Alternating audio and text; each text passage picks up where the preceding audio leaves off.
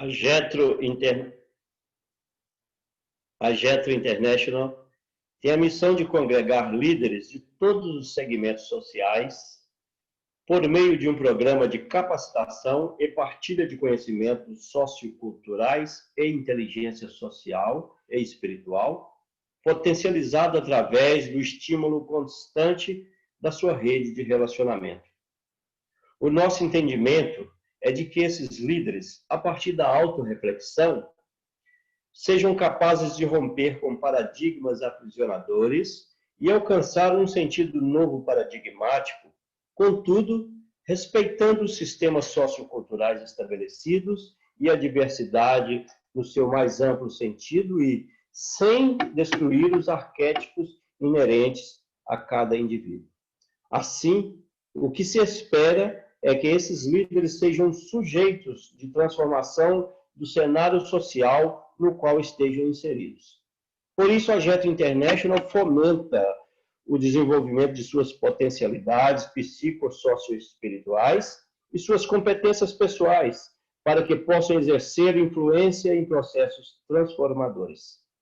Portanto, a diplomacia civil da Getro International nasceu com esse objetivo: engajar todos os líderes que têm interesse pela compreensão dos sistemas sociais humanos e que demonstram capacidades para influenciar e proporcionar impacto direto para o bem geral do ser humano, visando uma sociedade justa, igualitária e comprometida com os princípios éticos.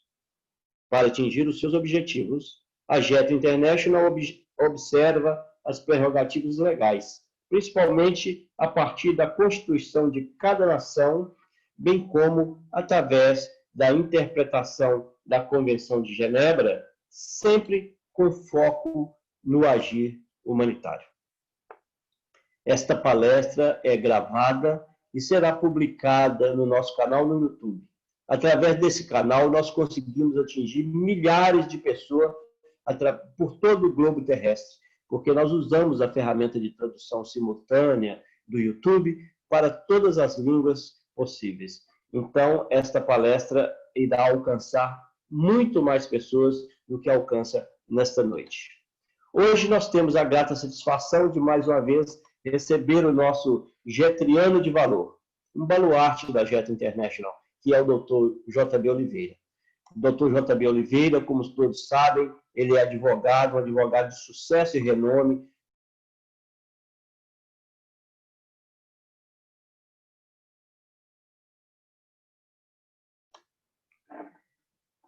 Dr. J.B. Oliveira é advogado, foi conselheiro da OAB em 3 gestões. Ele é jornalista, é ex-presidente da Associação Paulista de Imprensa, ex-vice-presidente da Imprensa Oficial do Estado de São Paulo, que é responsável pela edição e publicação digital do Diário Oficial do Estado. Dr. JB também é professor nas áreas de comunicação, na área do direito, da perícia judicial e da arbitragem. Ele é ex-docente dos cursos de mestrado e doutorado da Polícia Militar do Estado de São Paulo. Também presidente do Instituto J.B. Oliveira de Educação e Capacitação Profissional, com o qual a Getro International mantém uma parceria de estreita relação. Todo aquele que se filia à Getro International também se torna um aluno do Instituto J.B. Oliveira no curso de juiz arbitral. Dr. J.B. também é escritor. Ele tem 9 livros publicados, além de 2 em coautoria. Ele é membro da Academia Cristã de Letras, membro da Academia Paulista Evangélica de Letras e também membro da Academia William Shakespeare, onde exerce a função de chanceler arauto. Também é membro do Instituto Histórico e Geográfico de São Paulo, é juiz arbitral e perito judicial. E, além de tudo, é diplomata civil humanitário da Getro International, um capelão internacional. Esse é o nosso professor J.B. Oliveira, que hoje nos levará para mais uma viagem prazerosa através dos textos e das Sagradas Escrituras JB, a palavra é toda sua. Muitíssimo obrigado, meu caro irmão. Muitas vezes amigo, 2 vezes colega, advogado e juiz arbitral. Aliás, nós já temos praticamente uma câmera instalada aqui na nossa, na nossa Getro, porque nós temos João Arlindo, que já fez o curso, a Cleusa Badanai, o Diógenes, o Hélio, o Arlen Damasceno, o Erinaldo e o Ibrahim. Então, todos esses já são juízes arbitrais. Se tiver alguma questão para resolver, não faltarão juízes, não faltarão árbitros. Além daqueles companheiros que eu havia saudado anteriormente, vejo aí a Francis, minha afilhada e confreira na Academia Cristã de Letras. Quando não está conosco, faz muita falta.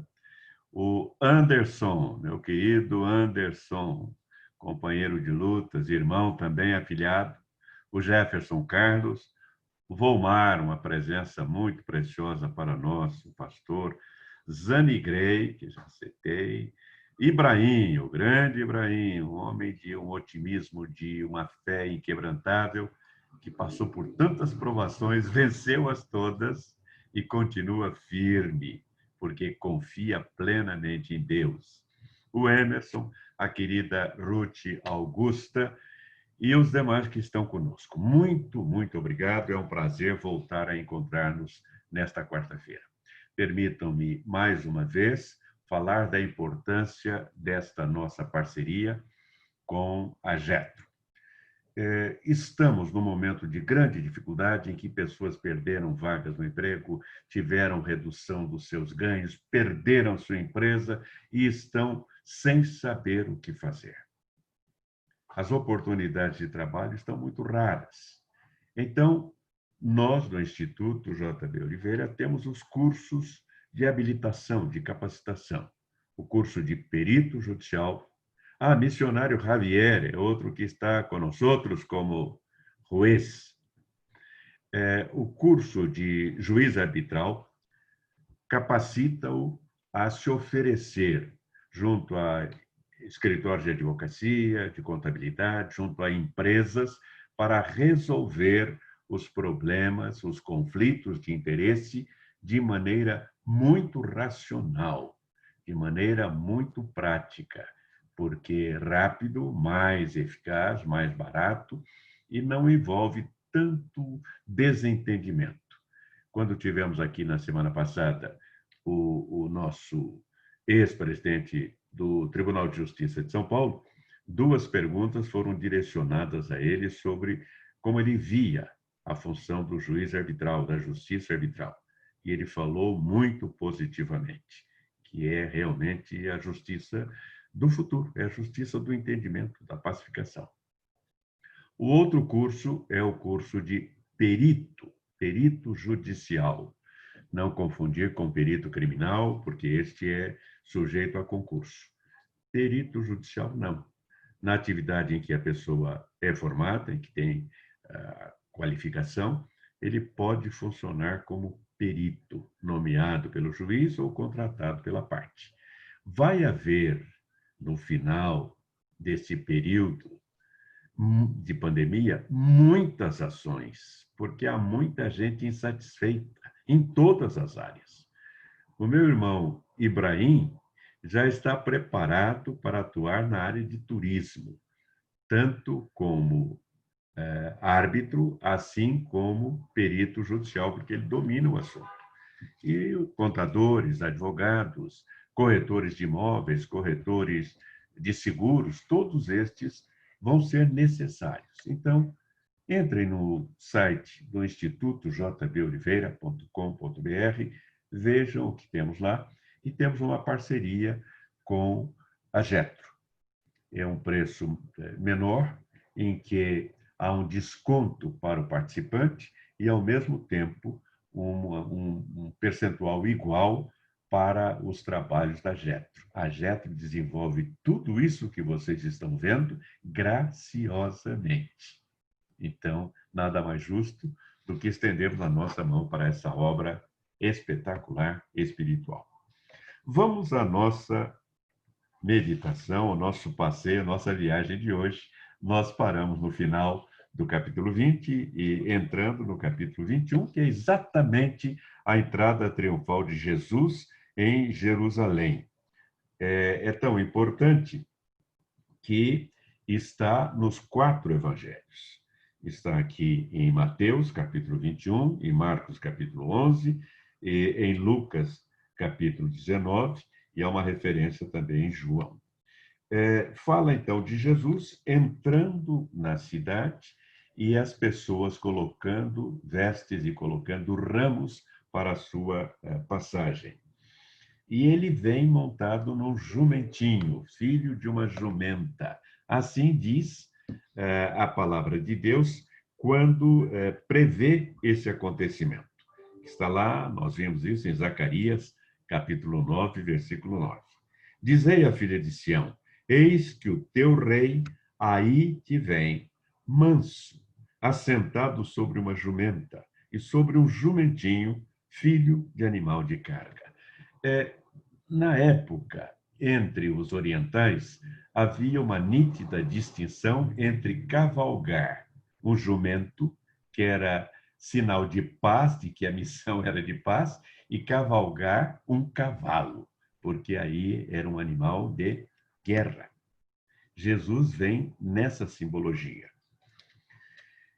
E o versículo 8 diz que muitíssima gente estendia os seus vestidos pelo caminho e outros cortavam ramos de árvores e espalhavam pelo caminho.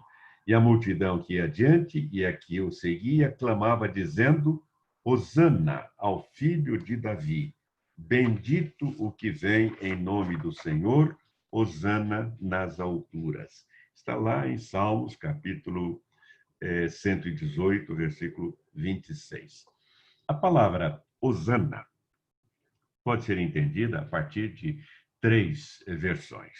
Em latim, é Hosana, com 2 N's, que significa saudação, louvor, aclamação.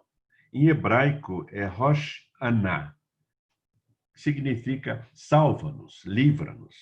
E em aramaico, Hosana, peço-te salvação. Aqui o sentido era de saudação a Jesus e de louvor a Deus. É importante observarmos como muda a atitude das pessoas. Uma semana antes, estão saudando-o com hosanas. Uma semana depois, vão dizer crucifica-o, crucifica-o. É importante que nós meditemos que isso está na natureza humana. Por isso, o profeta diz, maldito o homem que confia no homem.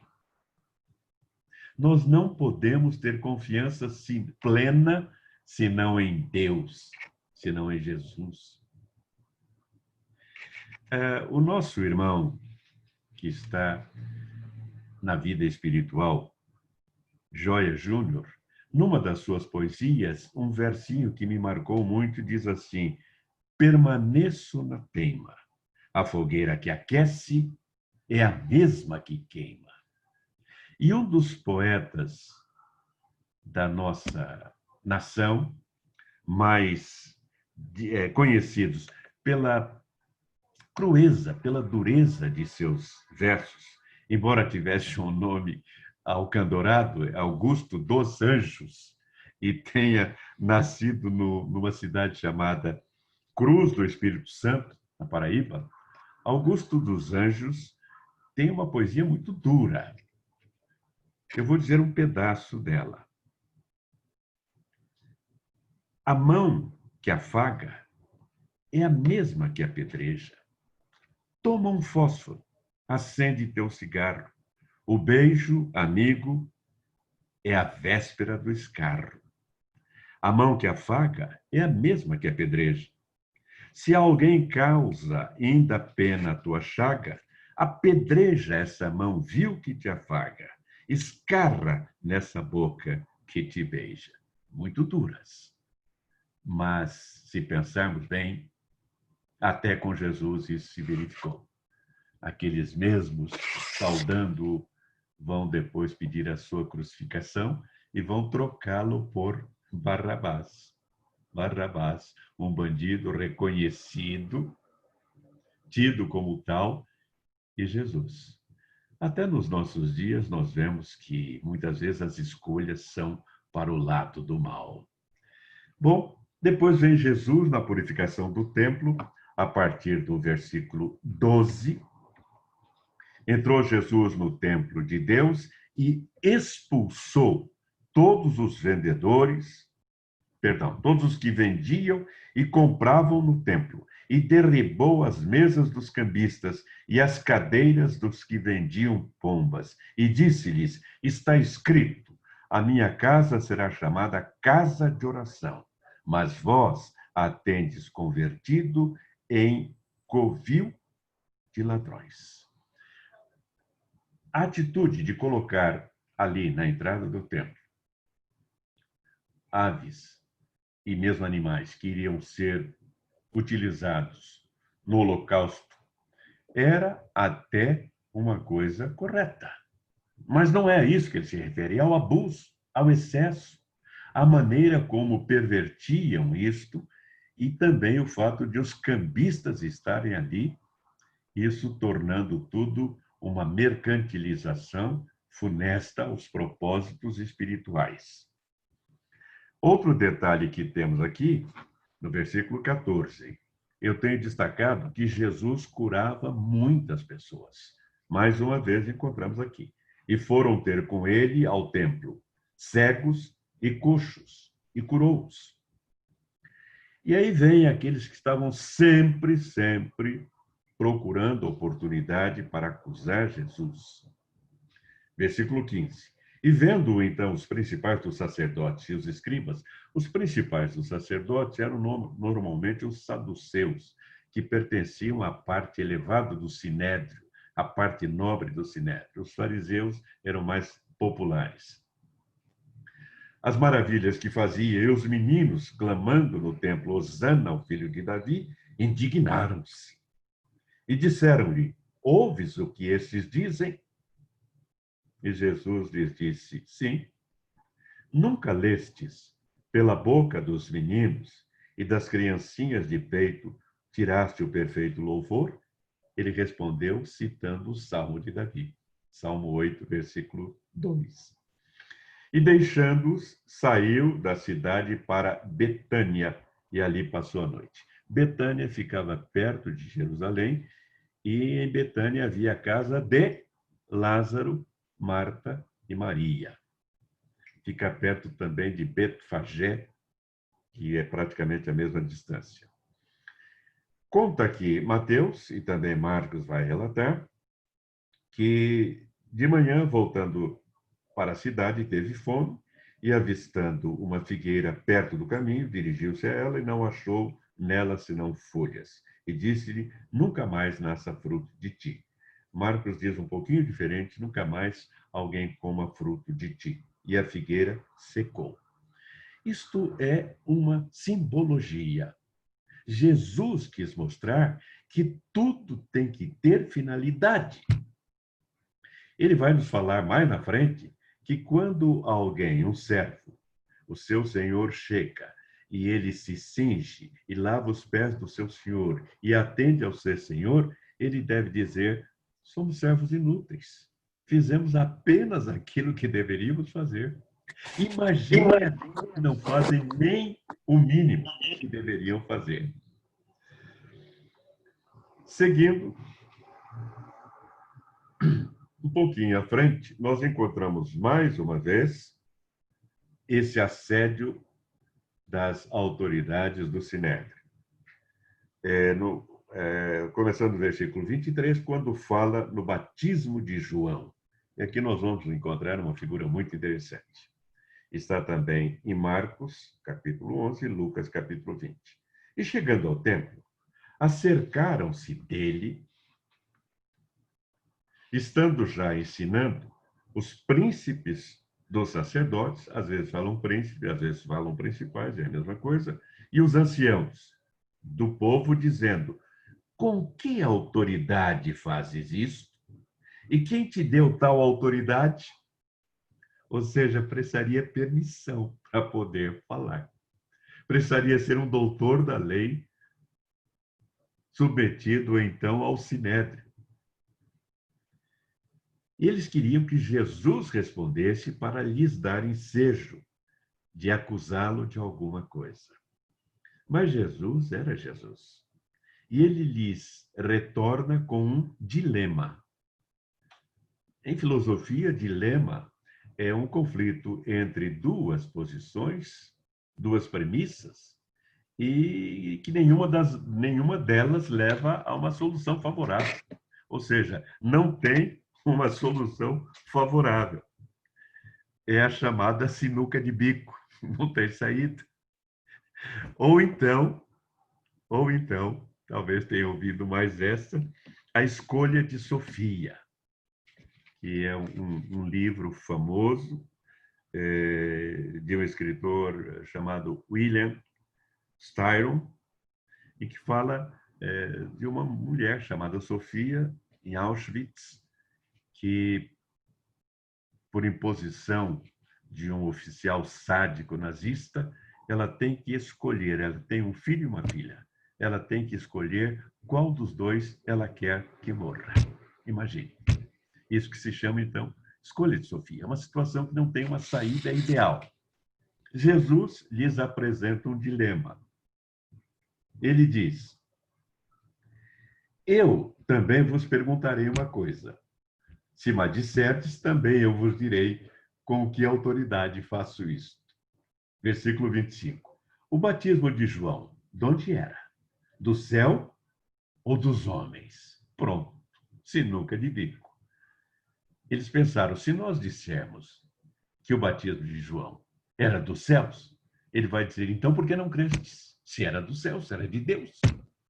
E se nós dissermos que era dos homens, nós corremos o risco de ser agredidos pelo povo, porque João, aqui diz que João era tido com muito respeito dos homens, tememos o povo, porque todos consideram João como profeta. E respondendo a Jesus, disseram, não sabemos. Aliás, essa de não sei de nada tem sido a saída de muita gente, ou a tentativa de saída de muita gente. Eu não sei de nada. Não sabemos de nada. Então Jesus disse, nem eu vos digo com que autoridade faço isso. Que coisa maravilhosa. Como Jesus tinha uma sabedoria que fluía naturalmente. E os escribas, os fariseus, os saduceus, os doutores da lei, os anciãos, não estavam preparados para isso. Chegamos à parábola dos dois filhos. Neste domingo passado, eu fui à missa de 7º dia de um cunhado meu, querido cunhado Geraldo, que faleceu da maneira mais suave e mais tranquila que se possa imaginar. Desceu com os 2 netinhos do prédio em que morava com o filho para o playground, para brincar no playground. Sentou-se no banquinho em que sempre se sentava, inclinou o corpo para trás e expirou. Suavemente. O guarda, o vigia que cuida daquela área, passou, viu ali. Bom, está descansando. Mas depois que deu o giro todo, percebeu que havia passado muito tempo e notou na mesma posição. Aí foi até lá e viu que ele tinha partido. Suave. Para usar uma expressão de uma poesia, como num voo de andorinha. Aliás, essa poesia é para a mãe, vale a pena. Era Maria, minha mãe, e tinha a simplicidade que esse nome encerra. Viveu nada pesando sobre a terra, morreu como num voo de andorinha. Foi assim que meu cunhado partiu. A esposa já havia partido há 15 anos e agora foi a vez dele. No domingo, nós fomos à missa de 7º dia, na igreja de São Bento, na igreja do Jardim São Bento, e o padre, na parte do Evangelho, disse: bom, vocês sabem que nós estamos este ano lendo os Evangelhos, lendo o Novo Testamento, e estamos no Evangelho de Mateus. E aí ele falou, aqui no Evangelho de Mateus, no capítulo 24, nós vamos falar da parábola dos dois filhos. Aí eu me reconfortei, porque eu tenho achado que eu estou demorando muito para caminhar, que nós começamos em 28 de maio, que já estamos em 30 de outubro, que eu já entrei em Mateus há algum tempo, estamos na 18ª reunião e ainda estou em Mateus. E 30 de setembro. 30 de setembro. 30 de setembro. Ela não deixa escapar nada. Está sempre atenta. Está sempre atenta. 30 de setembro. E eu pensei, bom, se eles começaram em janeiro e estão na mesma parte em que eu estou, então estou tranquilo. Aqui está a parábola dos dois filhos. Mas o que vos parece? Um homem tinha dois filhos e, dirigindo-se ao primeiro, disse: filho, vai trabalhar hoje na minha vinha. Ele, porém, respondendo, disse: não quero. Mas depois, arrependendo-se, foi. E, dirigindo-se ao segundo, falou-lhe de igual modo. E, respondendo, ele disse: eu vou, Senhor. E não foi. Qual dos dois fez a vontade do Pai? E disseram eles: o primeiro. Disse-lhe Jesus: em verdade vos digo que os publicanos e as meretrizes entram adiante de vós no reino de Deus. Porque João veio a vós no caminho de justiça, e não crestes. Mas os publicanos e as meretrizes o creram. Vós, porém, vendo isso, nem depois vos arrependestes para o crer. Aqui eu vejo duas figuras. Dr. Walter, meu colega advogado, meu amigo, meu irmão, há outros advogados aí também, a doutora Francis, sabem da figura do arrependimento eficaz. Está lá no artigo 15 do Código Penal. É quando o agente se arrepende antes de praticar alguma coisa má, e então isso se chama arrependimento eficaz, ele vai responder apenas por aquilo que fez antes de, não chega à comissão. Aqui está. O primeiro, então, está enquadrado em arrependimento eficaz. Ele diz que não ia fazer, mas arrependeu-se e foi e fez. E o outro, eu chamo de resistência passiva. É a pior resistência. Porque quando a pessoa diz não vou, não faço, não quero, você tem uma posição clara, nítida. Quando a pessoa diz, sim, senhor, eu vou fazer, e não faz, é uma resistência passiva. Isso é a pior situação. E Jesus condena isso. Tiago também. Seja o vosso falar sim, sim, não, não, porque o que passa disso é de procedência maligna. Quando a pessoa diz que vai fazer, assumiu um compromisso e não faz, em que situação ficou e que condição deixou. Nesta época em que estamos entrando agora, início da campanha política, nós vamos ouvir muito disso. Pessoas que vão prometer tudo. Eu tenho uma expressão para isso que criei já há algum tempo. Quem facilmente promete, dificilmente cumpre. Quem promete com facilidade, dificilmente cumpre. E nós vamos ver agora muita gente prometendo um bocado de coisas para a sociedade, para o bairro, para isso e para aquilo. Uma vez aboletado lá em sua cadeira, esquece de tudo isso. Eu via no Fantástico domingo, não costumo assistir, mas de vez em quando passo por lá, falando que nesses últimos 20 anos, na Câmara Municipal de São Paulo, 60% dos projetos apresentados por suas excelências versaram sobre homenagens e nomes de ruas. 60%. Sabe qual é a impressão que dá?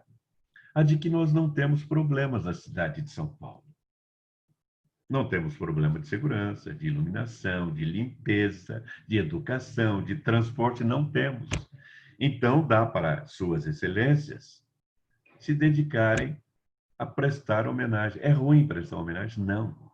Eu próprio presto homenagem pela Sociedade Amigos da Cidade, até para mostrar bons exemplos. Mas isto é apenas uma das ações e não a mais importante. As duas funções do vereador, e nós vamos agora votar para vereadores, as duas funções são: a primeira delas, produzir leis para o município, leis aplicáveis à esfera municipal. E a segunda delas, fiscalizar o executivo, acompanhar de perto aquilo que está sendo feito pelo executivo. Nenhuma coisa é feita nem outra, infelizmente. Então, imagine, 60% dos projetos votados por suas excelências em 20 anos, nesses 20 anos, resumem-se a isto: outorgar título de cidadão paulistano, outorgar a medalha de São Paulo, dar o nome tal à rua tal, à praça tal. E os problemas? Pensemos nisso agora que vamos votar para vereador e para prefeito. E uma das formas de sabermos em quem votar é aquela recomendada por Jesus. Pelos seus frutos os conhecereis. Examinem. Vejam quem é que está postulando, pedindo o seu voto. Qual é a sua folha de serviço? Muitos dizem, não elejam quem já tem mandato. Ou seja, não reelejam. Não é justo. Vejam se aquele que é detentor de mandato tem honrado esse mandato. Então, vote, reeleja aquele que é bom. O que é bom deve continuar. Muitas vezes, se você vai substituir um bom por um novo que não é bom. Pensem bem nisto. Não nos esqueçamos de que, como cristãos, temos a dupla cidadania. Cidadania celeste e cidadania terrena. Em seguida, vem a parábola dos lavradores maus. Ela é na mesma linha dessa parábola dos dois filhos.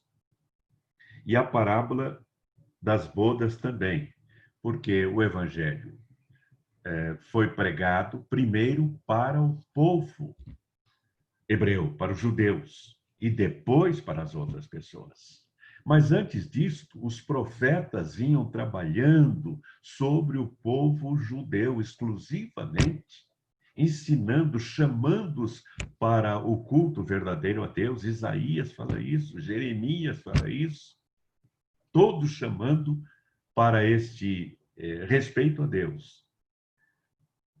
E eles, que eram, então, os herdeiros diretos, não têm atenção para com isso. É o que está aqui na parábola dos lavradores maus, na parábola das bodas, que ele manda chamar para a festa, para as bodas, e não vem. Tornou a falar-lhes em parábolas, dizendo: o reino dos céus é semelhante a um certo rei que celebrou as bodas de seu filho e enviou seus servos a chamar os convidados para as bodas, e estes não quiseram vir. Ele está se referindo ao povo hebreu. Depois enviou outros servos, dizendo: dizei aos convidados: eis que tenho o meu jantar preparado e meus bois cevados já mortos, e tudo já está pronto, vinde às bodas. Porém, eles, não fazendo caso, foram um para o seu campo, outro para o seu tráfico. E outros, apoderando-se dos servos, os ultrajaram e mataram. E o rei, tendo notícia disto, encolerizou-se e, enviando os seus exércitos, destruiu aqueles homicidas, incendiou a sua cidade. Então diz aos servos: as bodas, na verdade, estão preparadas, mas os convidados não eram dignos. E depois, as saídas dos caminhos, e convidai para as bodas todos os que encontrardes, todos os que encontrardes. E o rei, entrando para ver os convidados, viu ali um homem que não estava trajado com vestidos de núpcias. E disse-lhe: amigo, como entraste aqui, não tendo vestido nupcial? E ele emudeceu. Disse então o rei aos servos: amarrai-o de pés e mãos, e levai-o, e lançai-o nas trevas exteriores, ali haverá pranto e ranger de dentes, porque muitos são chamados, mas poucos escolhidos. Estar com vestido de núpcia significava entrar dentro daquilo que era, entrar naquilo que era exigência para entrar no trabalho, no templo, na fé. Ou seja, deixar de lado tudo aquilo que era condenável, abominável, embora tivesse sido antes prostituta, meretriz, publicano, ladrão, não importava. Do instante em que foi convidado e aceitou o convite, abriu mão disto, está com as vestes nupciais. Jesus teve esta preocupação. Jesus teve essa cautela. E aqui ele diz que meretrizes e publicanos entrarão à frente daqueles que eram os herdeiros primeiros, que era o próprio povo de Deus, e que agora são doutores da lei, escribas, fariseus, conhecedores da lei, mas não praticantes. Nós vamos ver um pouquinho à frente Jesus lançando isso às suas faces. Escribas e fariseus hipócritas. Aí está. Quando Jesus nos convida, e nós falamos a respeito disso, ele diz: se alguém quer vir após mim, ou seja, ninguém é obrigado, ninguém é forçado. Mas se alguém quer vir após mim, se decidiu aceitar o meu convite para as bodas, aí sim, negue-se a si mesmo. Tome cada dia a sua cruz e siga-me. A questão dos tributo, essa também é muito boa. Versículo 15. Então, retirando-se os fariseus, consultaram entre si como o surpreenderiam em alguma palavra. Observe aquilo que eu tenho dito. Eles procuravam uma forma de poder surpreendê-lo em alguma palavra. Aqui estão agradando, muito obrigado. Bom, depois o meu irmão João Arlindo vai falar dessas mensagens. Vai falar dessas mensagens que estão aqui no chat. Aí, Francis, que bom, que gostoso. Ele aqui vai, mais uma vez, deparar com aqueles que estavam procurando um meio de condená-lo. Retirando-se os fariseus, consultaram entre si como surpreenderiam em algumas palavras, e enviaram-lhe os seus discípulos com os herodianos. Herodianos eram um outro grupo, uma outra seita, mais vinculada ao poderio romano, que cuidava, portanto, de fortalecer aqueles que arrecadavam tributos do povo hebreu. Eram os herodianos. E aqui há uma razão. Eles querem formular uma pergunta a Jesus em relação ao tributo. Dizendo: mestre, bem sabemos que és verdadeiro e ensinas o caminho de Deus segundo a verdade, e de ninguém se te dá, porque não olhas a aparência dos homens. Observaram a maneira como procuram envolvê-lo? Dize-nos, pois, que te parece? É lícito pagar o tributo a César ou não? Pronto. Eles julgavam que tinham colocado Jesus numa cilada, Jesus num dilema. Porque se Jesus dissesse que não era lícito pagar, ele estaria se insurgindo contra a legislação vigente que tinha origem na ordenação romana. Eles eram tributários de Roma. E se ele dissesse que deviam pagar, ele estaria contrariando a maioria do povo que não gostava de pagar tributo. Não somos só nós, não, gente. Eles também não gostavam de pagar tributo. Só que o tributo deles era canalizado para os colonizadores. O nosso é canalizado para o nosso bem-estar. Então, o tributo que nós pagamos vai para sustentar os serviços de saúde, segurança, de transporte, de moradia, e por isso nós pagamos com satisfação. Não é isso? Pois é. E aí, Jesus era Jesus. Ele pediu então, me mostrem uma moeda do tributo. E eles lhe mostraram uma moeda. E ele pergunta, de quem é esta efígie e esta inscrição? Detalhe, é efígie, significa uma representação. Eu já ouvi uma ocasião uma pessoa dizer que naquela medalha tinha a esfinge de uma autoridade. Não sei se o Dr. Walter estava lá.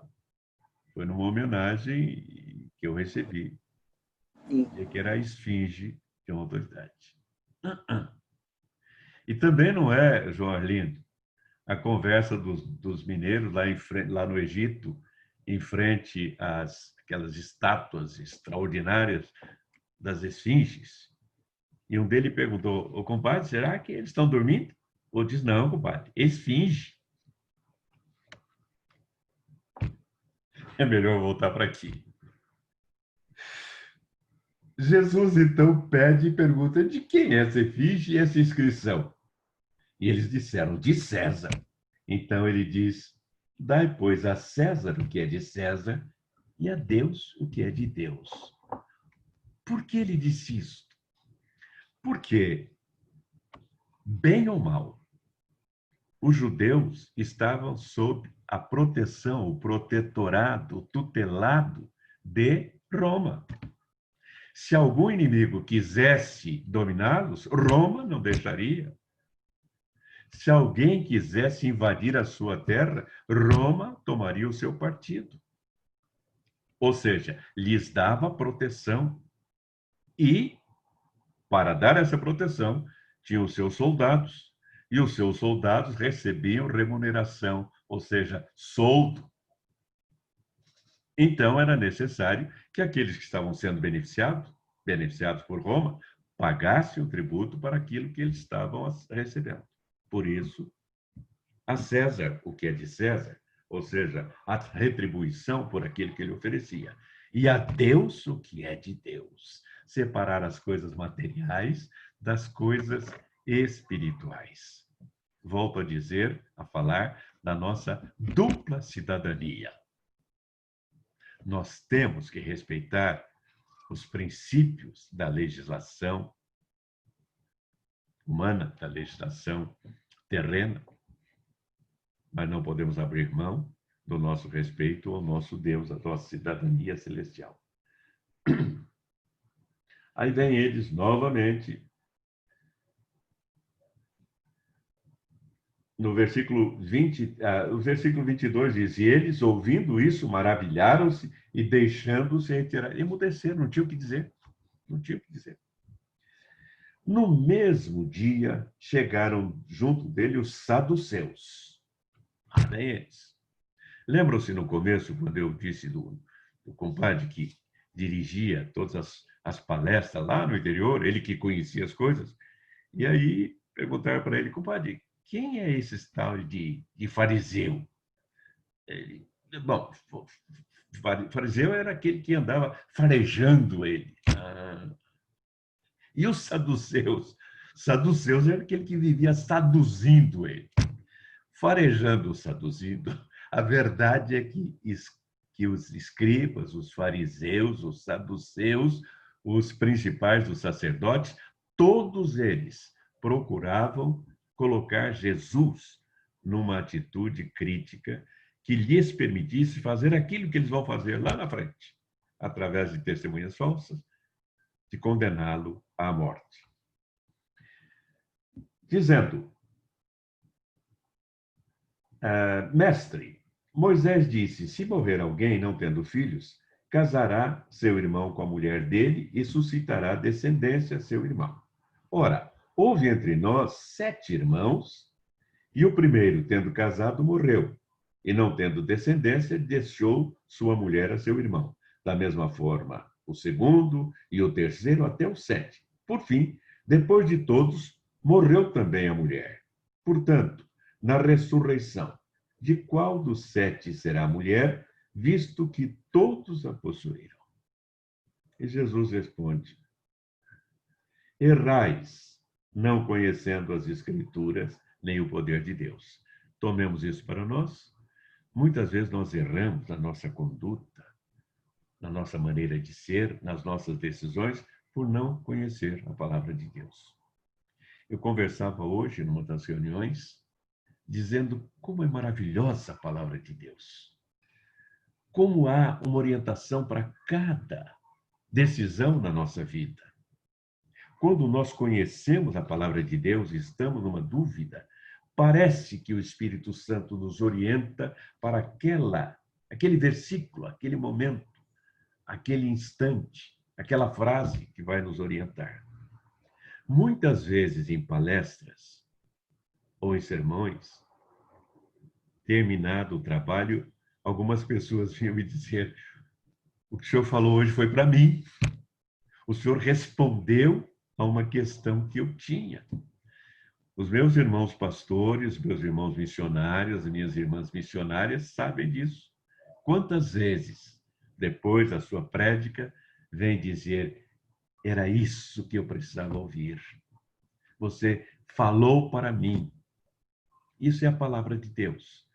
Errais, não conhecendo as Escrituras, nem o poder de Deus. Porque na ressurreição nem casam, nem são dados em casamento, mas serão como os anjos de Deus no céu. E acerca da ressurreição dos mortos, não tendes lido o que Deus vos declarou, dizendo, eu sou o Deus de Abraão, o Deus de Isaque e o Deus de Jacó? Conclusão. Ora, Deus não é Deus dos mortos, mas dos vivos. E as turbas, ouvindo isto, ficaram maravilhados de suas doutrinas. Vem aqui aquilo de que já falamos, o grande mandamento. Novamente, vamos deparar-nos aqui com os fariseus e saduceus. 34. E os fariseus, ouvindo que ele fizera emudecer os saduceus, reuniram-se no mesmo lugar. E um deles, doutor da lei, interrogou-o para o experimentar, dizendo, mestre, qual é o grande mandamento da lei? Havia 10 mandamentos. Qual é o grande mandamento da lei? E Jesus disse-lhes, amarás o Senhor teu Deus de todo o teu coração, de toda a tua alma e de todo o teu pensamento. Este é o primeiro e grande mandamento. E o segundo, semelhante a este, é amarás o teu próximo como a ti mesmo. Destes 2 mandamentos depende toda a lei e os profetas. Perceberam a maravilha dessa síntese? Se a pessoa amar a Deus de todo o teu coração, de todo o seu coração, de toda a sua alma, de toda a sua força, de todo o seu entendimento, não fará nada contra a lei de Deus. E se amar a seu próximo como a si mesmo, não cometerá nada contra o seu próximo. Por isso, diz Jesus, destes 2 mandamentos depende toda a lei e os profetas, porque eles vieram falando nada mais do que isso, que nos apegássemos a Deus, que fôssemos a Deus. O símbolo que nós usamos para o cristianismo é o símbolo da cruz. No símbolo da cruz, nós temos uma haste vertical e uma haste horizontal. Se nós pegarmos os mandamentos e os lermos, nós vamos ver que os primeiros 4 mandamentos se refere à nossa relação para com Deus, uma haste. E os outros se referem à nossa relação para com o nosso semelhante. Na cruz está simbolizado isto que Jesus aqui fala. Cristo, filho de Davi. Estando reunidos quem? Os fariseus. Aí é Jesus quem os interroga, dizendo: quem pensais, vós, do Cristo? De quem é filho? E eles disseram-lhe, de Davi. Já dissemos aqui que filho de significa que tem as características de, não necessariamente o filho por descendência carnal, mas aquele que tem as características. E disse-lhes ele: como é então que Davi, em espírito, lhe chama Senhor, dizendo: disse o Senhor ao meu Senhor: assenta-te à minha direita, até que eu ponha os teus inimigos por escabelo de teus pés. Está no livro de Salmos, capítulo 110, versículo 1. Se Davi, pois, lhe chama Senhor, como é seu filho? E ninguém podia responder-lhe uma palavra. E a consequência? Nem desde aquele dia ousou mais alguém interrogá-lo. As respostas dele aos escribas, aos fariseus, aos saduceus, aos doutores da lei, foram respostas tão contundentes, mas com tanto conteúdo bíblico, conteúdo espiritual, que eles desistiram de interrogá-lo. Aqui, no versículo 23, é que nós encontramos Jesus voltando-se acerbamente, duramente, contra os escribas e fariseus, chamando-os de hipócritas. Nós não devemos imaginar Jesus como aquela figura sempre doce, sempre dócil, sempre mansa, sempre pacífica, que realmente ele era. Mas quando o assunto se voltava para aquilo que se referia a Deus, ao culto verdadeiro, Jesus era duro. Foi assim que ele expulsou os vendilhões do templo, tombando as suas bancas, a banca dos vendilhões. É assim que agora ele vai se voltar e dizer claramente, abertamente: escribas e fariseus hipócritas. Por 7 vezes ele usa essa expressão ou outra equivalente a ela. Então falou Jesus à multidão, seus discípulos, dizendo: na cadeira de Moisés estão assentados os escribas e fariseus. Observai, pois, observai, e praticai tudo o que vos disserem, mas não procedais em conformidade com as suas obras, porque dizem e não praticam. Lembram daquela velha frase, eu ouvi muito em garoto? Como é que dizia? Ouvi o que eu digo, mas não façais o que eu faço. Isso é hipocrisia. E muitos pais, desculpem, muitos pais são hipócritas. Dizem para o filho não mentir. Não minta, que é pecado. Se você mentir... Bom, isso no tempo que pai chamava a atenção de filho. Se você mentir, eu vou pôr você de castigo. Ou eu vou colocar pimenta na sua boca. Ou vou lavar a sua boca com sabão. Quantas mães disseram isso? Não minta. Aí toca o telefone. Atende a empregado. E diz: quem? José? Fala que eu não tô. Fala que eu não tô. Mentiu. Mentiu. E agora? Quem é que vai castigá-lo? Quem é que vai colocá-lo de castigo? Lavar a sua boca, a sua língua com sabão? Passar pimenta na sua língua? Isto é hipocrisia. Desculpem. Mas há outras hipocrisias que nós cometemos. Vocês sabem disso. Não estou aqui para condenar ninguém, não tenho autoridade nem competência para isso.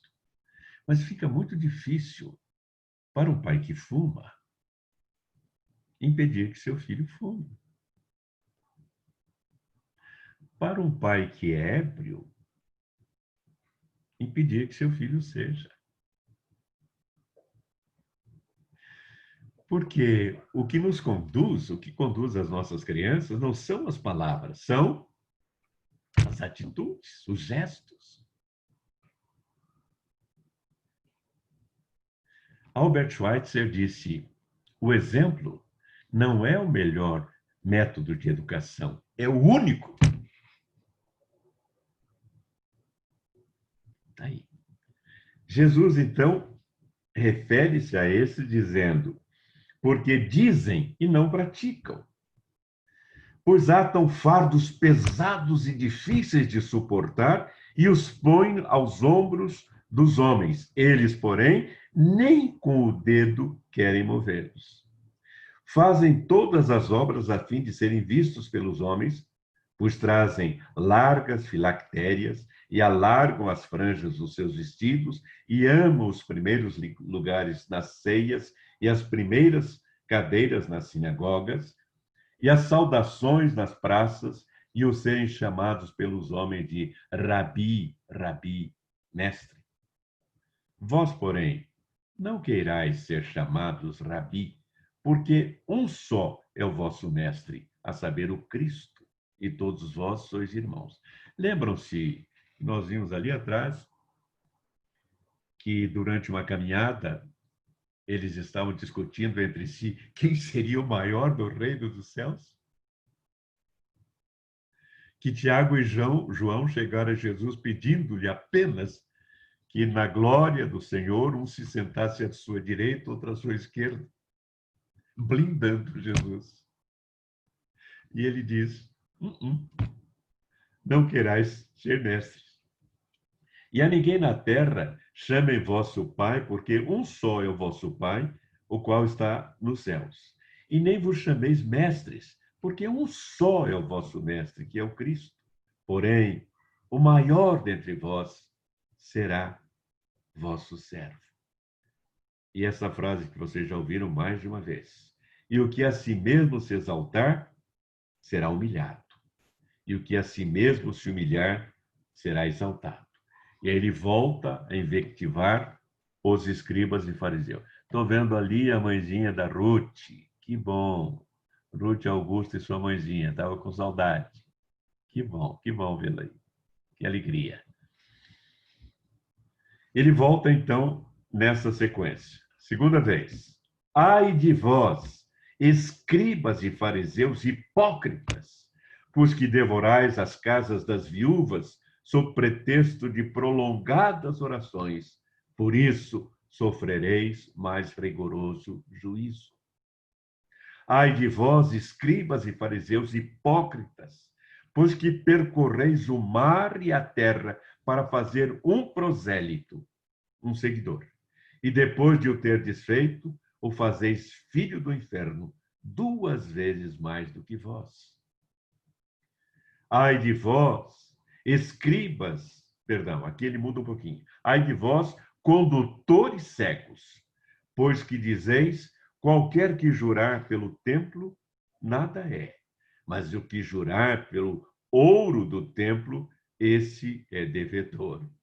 Insensatos e cegos. Pois qual é maior, o ouro ou o templo que santifica o ouro? Estão percebendo que a habitualidade dos escribas e fariseus era de buscar dinheiro, buscar ouro. Por isso, Jesus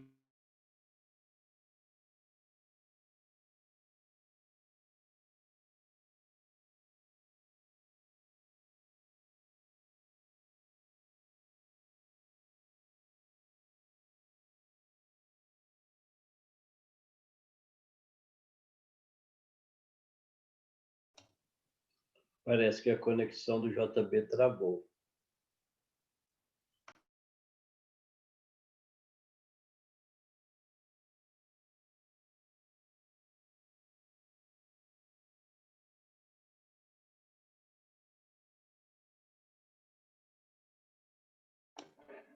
A conexão do JB caiu.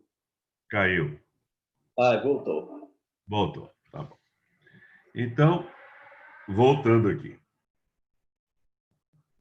Ele diz no versículo 19: insensatos e cegos, pois qual é a maior, a oferta ou o altar, que santifica a oferta? Portanto, o que jurar pelo altar, jura por ele e por tudo que sobre ele está. E o que jurar pelo templo, jura por ele e por tudo aquilo que nele habita. E o que jurar pelo céu, jura pelo trono de Deus e por aquele que está assentado nele. Versículo 23. Ai de vós, escribas e fariseus hipócritas, pois que dizimais a hortelã, o endro e o cominho, e desprezais o mais importante da lei, o juízo e a misericórdia e a fé.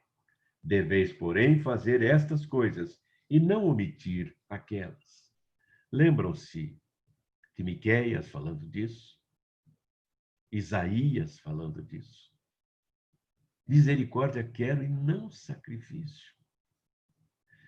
Samuel dizendo para Saul, mais importante coisa é obedecer do que sacrificar. 24. Condutores cegos, que quais um mosquito e engolis um camelo. Essa aqui é uma boa figura. Coais um mosquito e engolis um camelo.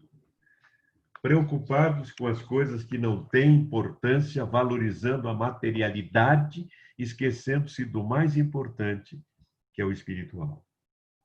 Mais uma vez. Ai de vós, escribas e fariseus, hipócritas, pois que limpais o exterior do copo e do prato, mas o interior está cheio de rapina e de iniquidade.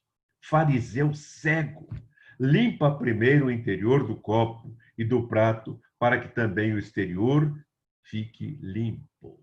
Em consonância com aquilo que ele disse, o que entra pela boca não contamina o homem, mas o que sai da boca, porque vem do coração, e ali são intentadas todas as maldades.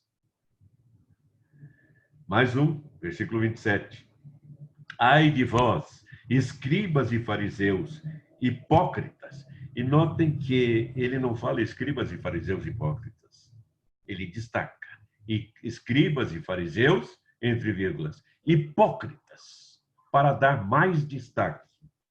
Pois que sois semelhantes aos sepulcros caiados, que por fora realmente parecem formosos, mas interiormente estão cheios de ossos de mortos e de toda a imundícia. Assim também, vós exteriormente pareceis justos aos homens, mas interiormente estáis cheios de hipocrisia e de iniquidade.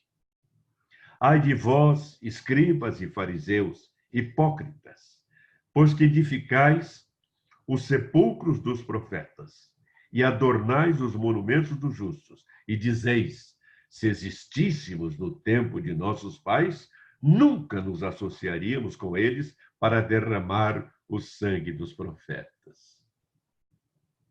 Assim, vós mesmos testificais que sois filhos dos que mataram os profetas. Enchei vós, pois, a medida de vossos pais. Serpentes, raça de víboras, como escapareis da condenação do inferno?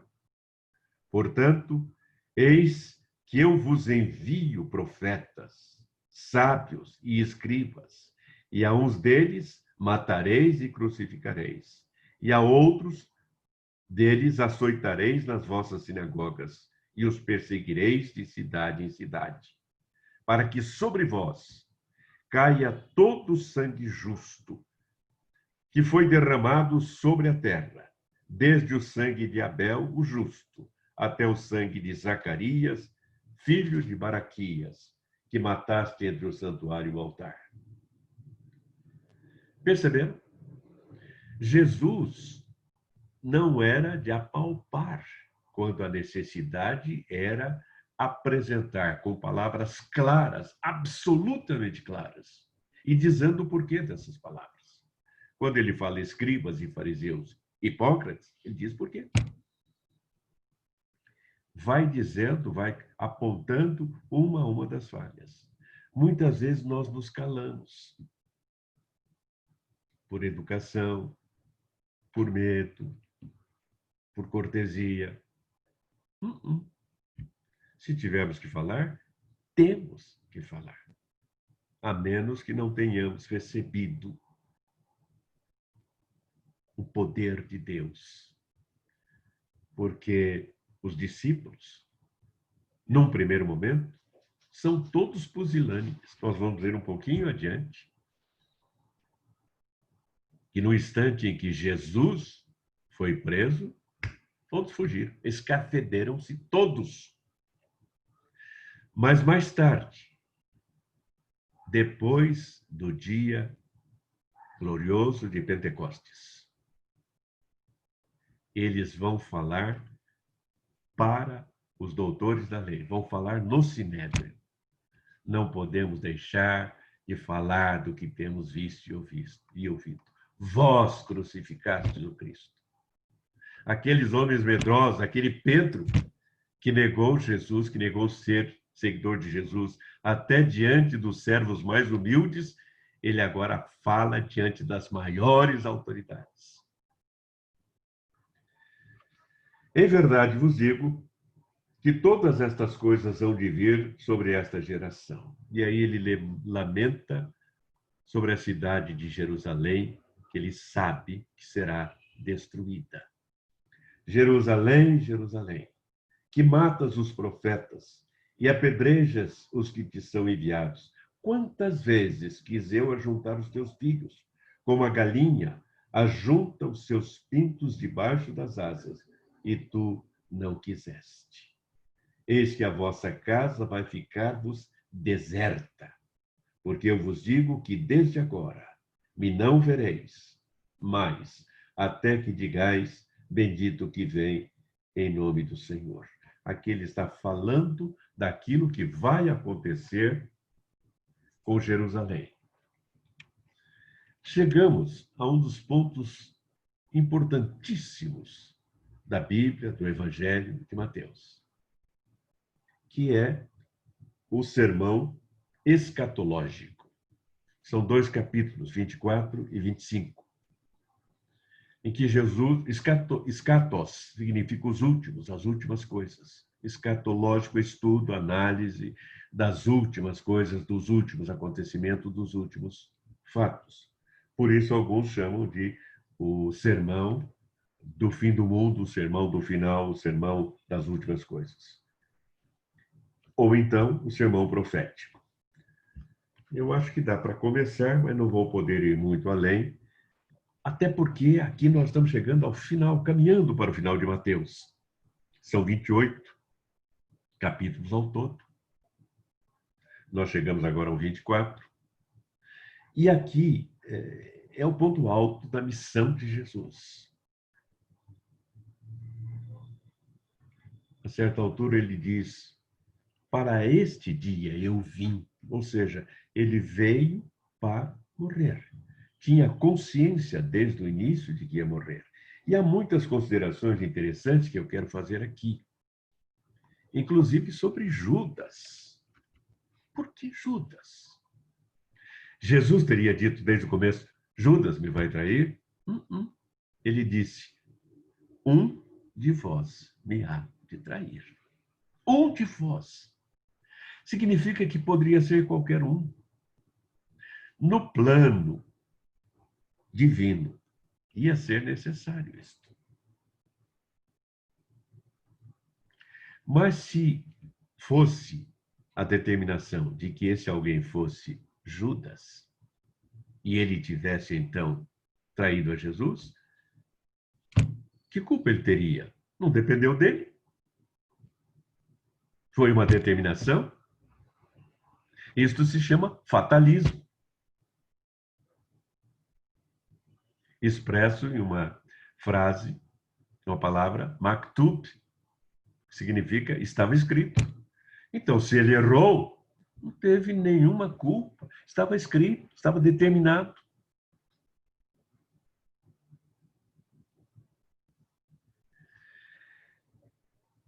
Um estudo que já fiz sobre esse determinismo, essa determinação, esse fatalismo e o livre-arbítrio, nos leva a pensar. Se foi determinado por Deus, não há culpa. E se a pessoa foi ótima, excelente, também não teve mérito, foi determinado que fosse assim. E onde entra a nossa ação, a nossa decisão, a nossa escolha?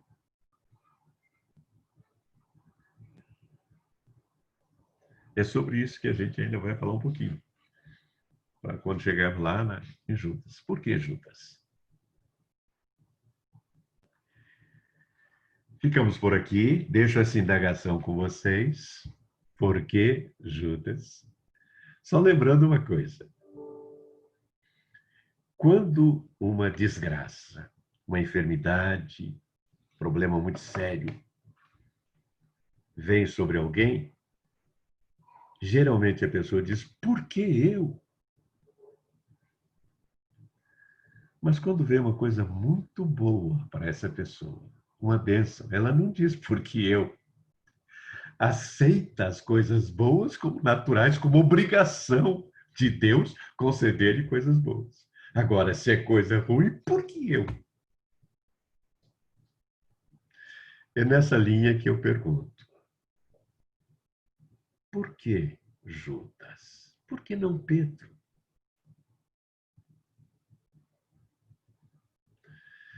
São 9h20. Vamos deixar, então, para as perguntas. E o meu querido irmão João Arlindo assume o comando. Ok, JB. Estava indo muito bem, né? Nem tínhamos notado, já eram 21h20. Mas é assim mesmo, né? Você vai falando, como a própria Bíblia diz, a palavra é viva e eficaz, né? Então, você vai falando e a gente vai meditando, explorando as memórias e olhando para frente. Muito bem. Agora nós chegamos à fase da participação, de quem tiver interesse em fazer pergunta ao JB. E se você ainda não está familiarizado com a ferramenta do Zoom, você pode levantar a mão, fazer sua inscrição, utilizando o aplicativo. Você clica em participantes, se estiver usando o computador, clica em participantes, terá 3 pontinhos no canto inferior direito. Você clica nesses 3 pontinhos e aparecerá levantar a mão. Se estiver utilizando o celular, tem 3 pontinhos no canto inferior, e você clica nos 3 pontinhos, aparecerá lá também uma mãozinha, levantar a mão, e você se inscreve para fazer a sua participação. Nós já temos um inscrito, mas antes de passar por esse inscrito, eu queria perguntar ao JB. JB, sobre aquela passagem das vestimentas das bodas, como que você traduz essa alegoria para a prática? Desde que vimos a parábola das bodas? Sim, a vestimenta, o significado prático da vestimenta para as bodas. Bom, nós vemos ali que Jesus está fazendo uma simbologia em relação ao povo judeu que recebeu o convite para o reino de Deus, o povo escolhido. Muito bom. Só que eles não aceitaram. Foram como aqueles convidados primeiros que não aceitaram o convite, que não quiseram comparecer à festa, e a festa toda pronta. Então, o que faz o rei? Ele manda que seus servos saiam por todas as ruas e convidem todos. E eu frisei isso, convidem todos. Ou seja, abriu-se a oportunidade para que todos viessem à festa. Muito bom. Então, eles vieram. Mas, para entrar numa festa, precisavam de uma vestimenta apropriada. Não podiam vir com a vestimenta que estavam. Tinham que vir com vestimenta de bodas. Esta vestimenta de bodas é o revestimento de um sentimento espiritual, de aceitação dos princípios espirituais. São Paulo diz lá em Colossenses, não estou bem certo agora, ele diz, se alguém está em Cristo, nova criatura é. As coisas velhas passaram, eis que tudo se fez novo. Esta inovação é a veste. São Paulo também fala que é necessário que nos dispamos, isso é, que tiremos a vestimenta do homem antigo, do homem velho, e que coloquemos a vestimenta do homem novo que se renova em Cristo. É isto. Significa que, para entrar nessa festa, que agora é aberta a todos, você tem que abrir mão da sua vestimenta de pecados, de luxúria, de vícios, ou como Jesus disse no seu convite, se alguém quer vir após mim, não é obrigado, não. Mas se quiser, negue-se a si mesmo. Tome cada dia a sua cruz e siga-me. Muito bem. O Paulo fala mesmo da nova criatura quando escreve pela segunda vez aos Coríntios. Isso. Ele fala, se alguém está em Cristo, nova criatura é, as coisas velhas já passaram, eis que tudo se fez novo. Eu sei que o senhor está aí olhando para o chat. Se quiser fazer alguma leitura, fique à vontade. Não, eu só vi aqui do querido irmão Walter. Walter de Oliveira Lima Teixeira. Ele diz que saiu repentinamente porque recebeu a notícia do passamento para o Oriente Eterno de doutora Ludovina França Maciel, esposa do advogado Eurobento Maciel. Puxa, um grande amigo, um grande irmão. Fomos contemporâneos como conselheiros da UAB. Nossas condolências. Bom, o missionário Javier está com a mãozinha levantada. Tem a palavra, Javier.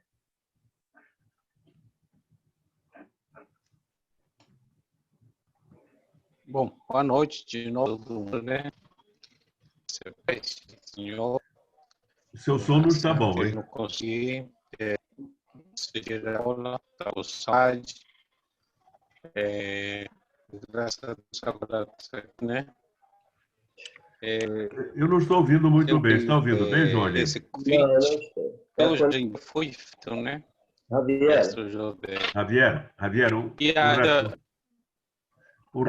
não estamos ouvindo bem. Sua conexão está fraca, está muito picotada, Javier. Fale bem lentamente. Despacito. Oi, melhorou? Não é o seu microfone que está ruim, é a conexão. Sim, é a conexão que tem o celular. Mas tá avançado, viu? Obrigado, isso mesmo. Infelizmente, não entendemos o que o irmão Javier escrever pelo chat, pode ser. Se puder escrever, Javier, porque de fato não dá para entender o que está dizendo. É uma pena. Nós não temos mais inscrito, enquanto o Javier escreve ou não no chat, eu quero mostrar essa tela aqui, é o JB. Sim. Eu escolhi uma frase hoje do Mahatma Gandhi, que ele diz o seguinte: a maior força, o amor é a força mais sutil do mundo. Que coisa. E é uma frase que tem uma abrangência muito grande, né?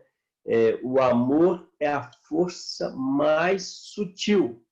E a palavra de Deus diz que o amor cobre multidão de pecados.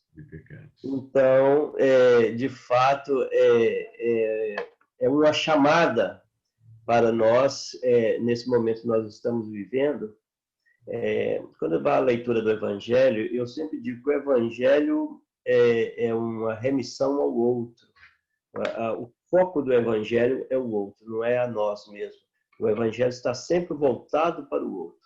E como o próprio a palavra de Deus, eu não me lembro agora, me parece que é João, na carta de João, fala, na primeira carta de João, eu não sei qual versículo, fala quem não ama não conhece a Deus, porque Deus é amor. Exatamente, primeira carta de João. Primeira carta de João. Quem não ama não conhece a Deus, porque Deus é amor. Isso é muito profundo.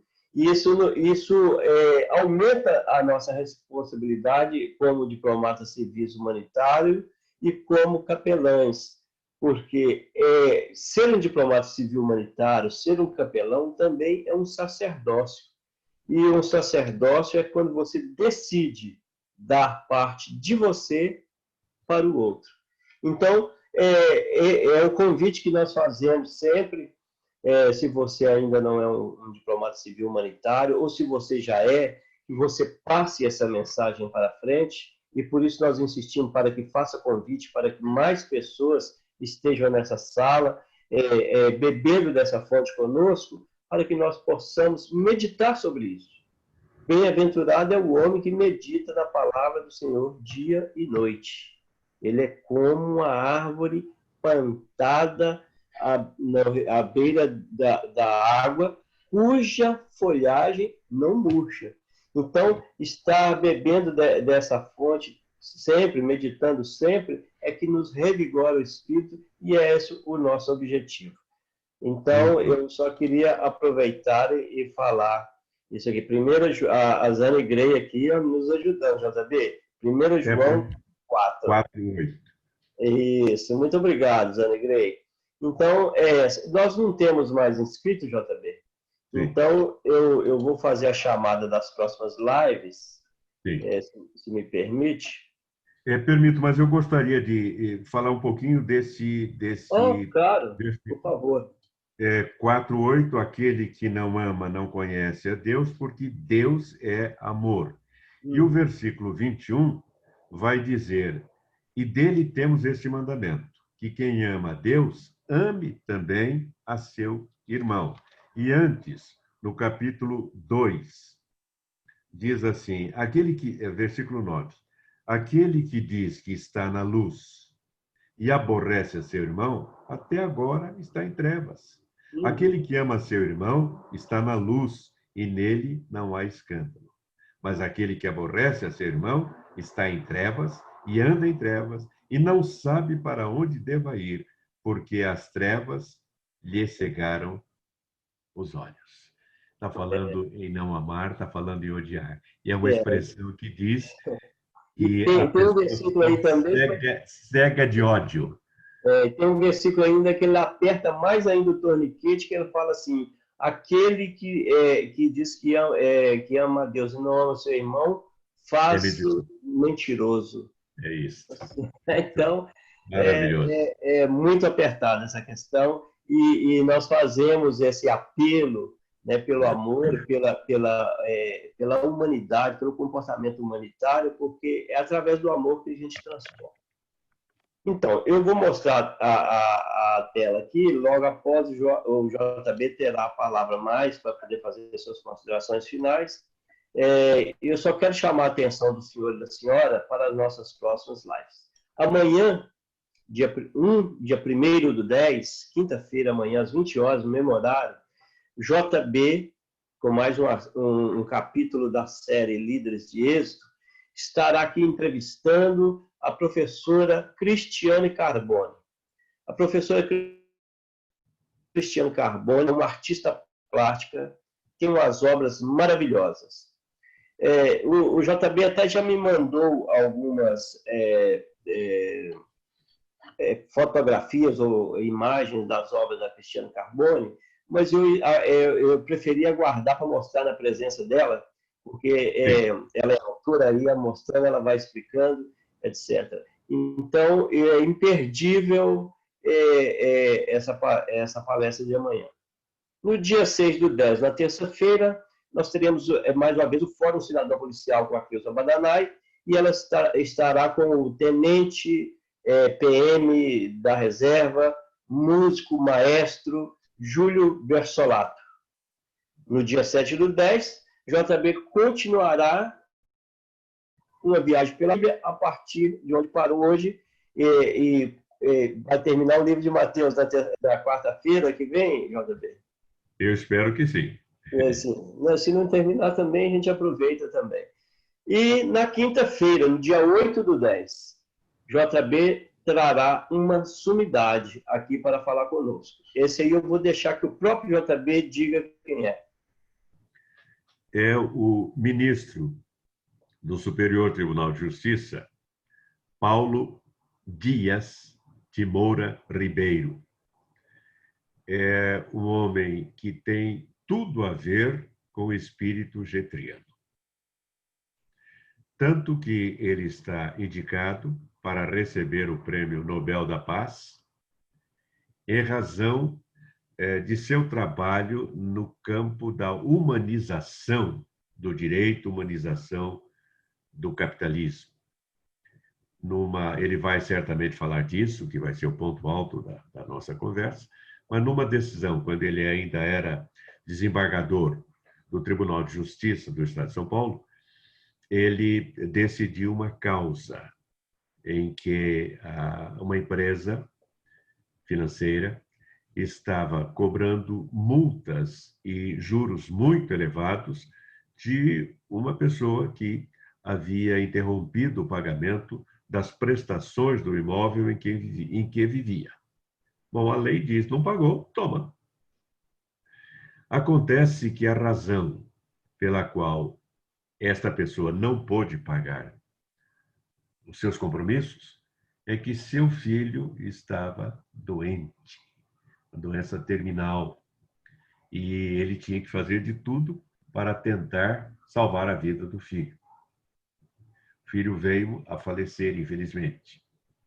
E aí a empresa quis cobrar pesadas multas e, baseado num princípio que ele chama de capitalismo humanista, ele demonstrou que não havia cabimento para esse peso, para esse ônus, porque havia independido de culpa, foi uma decorrência.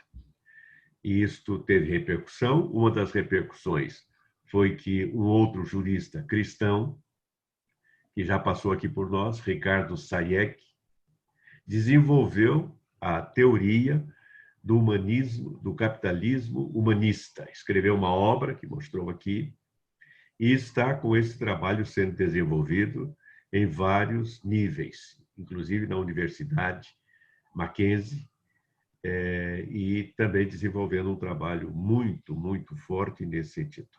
Tudo começou com essa decisão do atual ministro Moura Ribeiro.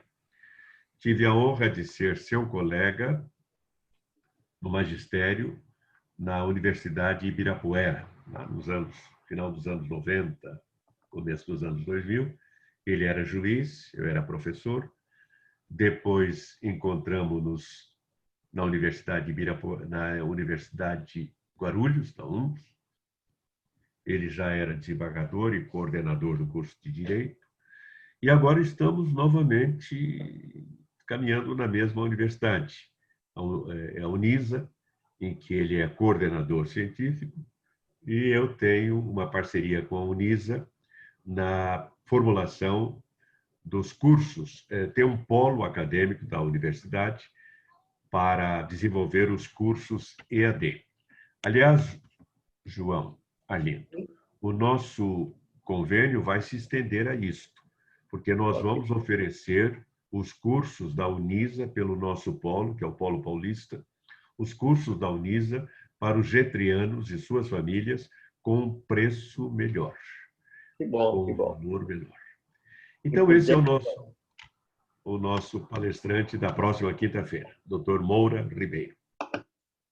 Muito bem. Então, está aí uma live imperdível da próxima quinta-feira, dia 8/10.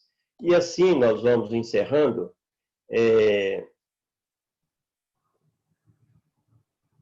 Ok. Nós já vamos encerrando. O JB pode fazer as suas considerações finais, por favor. Pois não. Eu tinha falado aqui do que escreveu o irmão Walter, agora um testemunho muito bonito da Seivanei. É a coisa mais linda a mudança de uma pessoa quando aceita Jesus. Se torna uma nova criatura, passa de criatura para filho de Deus. Que maravilha! Conheci alguns casos, inclusive um ex-cangaceiro, que escreveu uma obra chamada Por que Deixei a Indústria do Crime? E fala de sua transformação a partir de um sermão que ele ouviu quando entrou na igreja para matar o pastor daquela igreja. E aí esperou um pouco, e quando ele esperou um pouco, Deus o atingiu. E o meu amigo, meu irmão Javier, maestro JB, estava com saudade e esse convite ainda está sendo entregue a todas as pessoas que queiram aceitar. Muito obrigado por essa viagem. Ele esteve desenvolvendo um trabalho entre os índios e voltou agora a estar conosco de novo. Assim, sinto-me honrado, já sou da Jetro. Que bom, Javier. Aqui o Walter fala sobre o livro do nosso irmão Ricardo Saeg. Imperdível. Saeg é livre docente da PUC de São Paulo. É verdade. Eu acho que é isso. Então, meus irmãos... O senhor falou Mackenzie. Como? O senhor falou Mackenzie.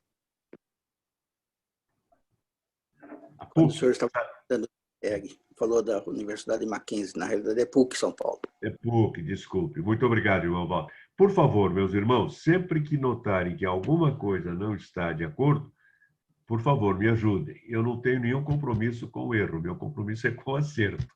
Mas, às vezes, nós cometemos alguma falha e conto com os irmãos para me ajudarem. Um ao outro se ajudou e o seu companheiro disse... Ser forte. Exatamente. Muito obrigado. Meus queridos irmãos, foi uma alegria estar com vocês. É tão gostoso, vocês não fazem ideia. Eu fico esperando a quarta-feira para poder vê-los, para poder conversar com vocês, para poder ver os seus rostos, ouvir a sua voz quando vocês falam. E é uma alegria muito, muito grande. Mais uma vez, obrigado. Vou ter uma noite muito tranquila, que também é de vocês assim seja, um sono reparador, tranquilo, e amanhã voltamos a nos encontrar. Deus os abençoe. Amém. Eu estava me esquecendo de falar, JB, se algum dos senhores ou senhora tiver contato com alguma faculdade, principalmente faculdade de Direito, na nossa live da quinta-feira da semana que vem com o ministro Moura Ribeiro, o estudante de Direito que estiver presente na live e se inscrever e fornecer as informações que nós vamos falar lá no dia, ele receberá um certificado de participação na live e contará como hora para extracurricular, porque os estudantes eles têm que cumprir determinada carga horária extracurricular. E palestras são uma das atividades que pode contar como hora extracurricular. Então, se alguém aí tiver conhecimento de algum estudante, pode indicar que nós iremos fornecer o certificado de participação. Assim, nós caminhamos para o final. Quero mais uma vez, em nome da Jetro International, agradecer ao nosso professor JB Oliveira, nosso irmão, por essa disponibilidade de compartilhar conosco a palavra de Deus. Quero agradecer a cada um dos senhores e das senhoras que até agora permaneceram aí fiéis diante da câmera, ou mesmo ouvindo e participando conosco. Muito obrigado e peço que continue conosco e continue levando essa mensagem e pedindo às pessoas, convidando as pessoas para participar. Muita gente pode ser transformada através de uma live como essa de hoje, e isso também é um trabalho sacerdotal, chamar a pessoa para participar, assim como chamar para ir a uma igreja, a um culto, chamar para vir a essa live aqui também pode ajudar muito. Muito obrigado, fiquem com Deus, um bom descanso para todos. E podem se despedir.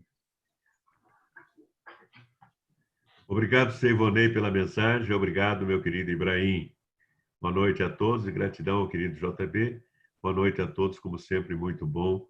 Nossas quartas-feiras. Obrigado, meus irmãos. Boa noite a todos. Muito bom. Boa noite, Dani Grey. Vomar, pastor Vomar. Ótimo. Não vejo a hora de chegar no sermão escatológico. Boas noites, Mr. JV, Dora Lio. Graças a Deus. Boa noite. Boa noite, Bi. Tchau, tchau. Tchau, tchau. Com a licença de todos, eu vou encerrar a sala. Muito obrigado. Bom descanso. Obrigado.